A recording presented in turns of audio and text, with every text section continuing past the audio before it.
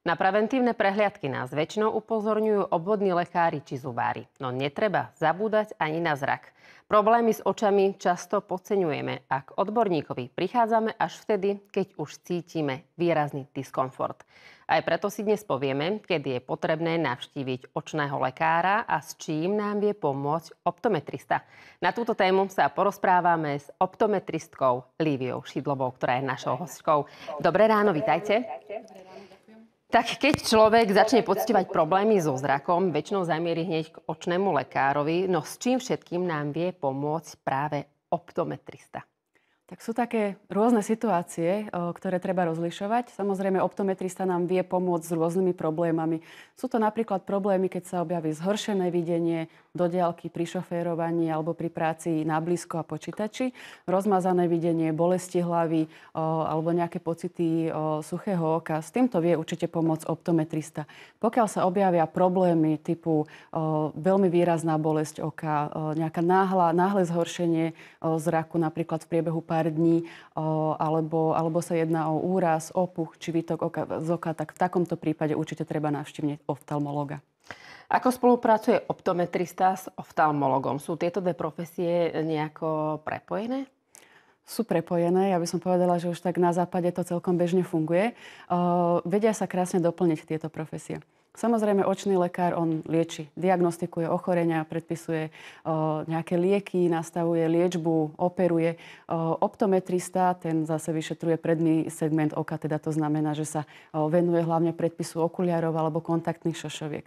Môže sa stať, že človek navštíví optometristu a ten napríklad má podozrenie na nejaké vážnejšie ochorenie, na nejakú patológiu. V tom prípade samozrejme odporúča navštívenie oftalmológa. Môže to byť ale aj opačne, že oftalmológ potom pošle na predpis okuliarov pacienta k optometristovi.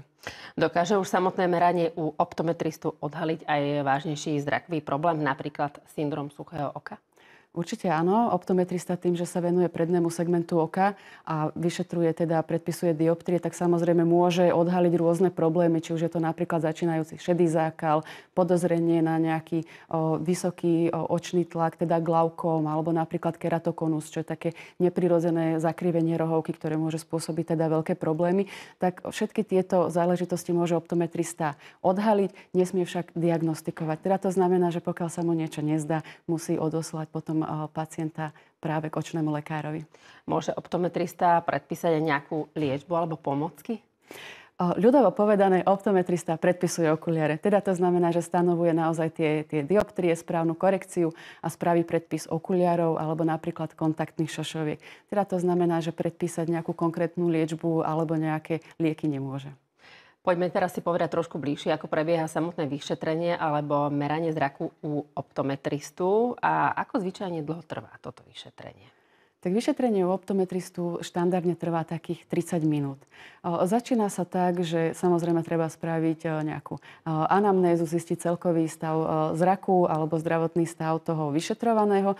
No a potom sa prechádza už k samotnému meraniu zraku. To má dve časti, takú objektívnu, ktorá sa robí teda na prístroji a potom subjektívnu. Tá subjektívna už je o tom, že naozaj sa tam nastavuje tá správna korekcia, skúšajú sa rôzne kombinácie z klíčok a hľadá sa tá správna korekcia, ten správny predpis. Ono to samozrejme môže trvať aj dlhšie, lebo tie právomoci toho optometristu sú trošku dlhšie. Takže keď sa napríklad meria očný tlak alebo sa kontroluje nejaký iný predný segment oka, tak môže to trvať trošku dlhšie. Napríklad samotná aplikácia kontaktných šošoviek môže trvať až hodinu, s tým sa samozrejme vopred počíta, keďže počas tejto hodiny sa to ten pacient musí naučiť, ako si to má aplikovať, ako si má vyberať, ako sa má starať o kontaktné šošovky. V takomto prípade to vyšetrenie môže byť dlhšie. Ako často, alebo koľkokrát možno do roka by sme si mali dať premerať zrak? A majú si ho dať premerať aj tí, ktorí majú pocit, že majú oči v poriadku? Tak štandardne sa odporúča ísť na preventívnu prehliadku dvakrát ročne.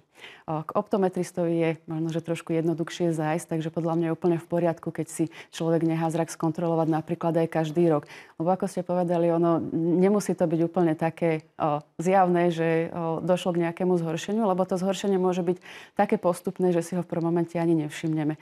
Kedy určite treba spozornieť je po 40-ke, kedy už človek by naozaj mal dbať na to, že treba toho optometristu navštíviť častejšie. Dejú sa tam rôzne procesy na oku, ktoré sa prejavia hlavne pri blízkej vzdialenosti, kedy to už to čítanie není také, ako zvyklo bývať. Takže tam odporúčam aj každý rok. Mali by sme dať premerať zrak aj deťom? Určite áno. Je to veľmi dôležité. Netreba čakať naozaj na ten čas, kedy deti nastúpia do prvého ročníka. Treba začať oveľa skôr, hlavne v tom prípade, keď sú nejaké problémy v rodine, teda je tam nejaká anamnéza hlavne na krátkozrakosť, teda myopiu, ale poviem k tejto téme, že deti nepatria do rúk optometristu, pokiaľ to vyslovene neodporúči očný lekár. Mnohí ľudia si kupujú okuliare sami bez odborného vyšetrenia. Môžu si tým nejako uškodiť? Áno, môžu a veľmi.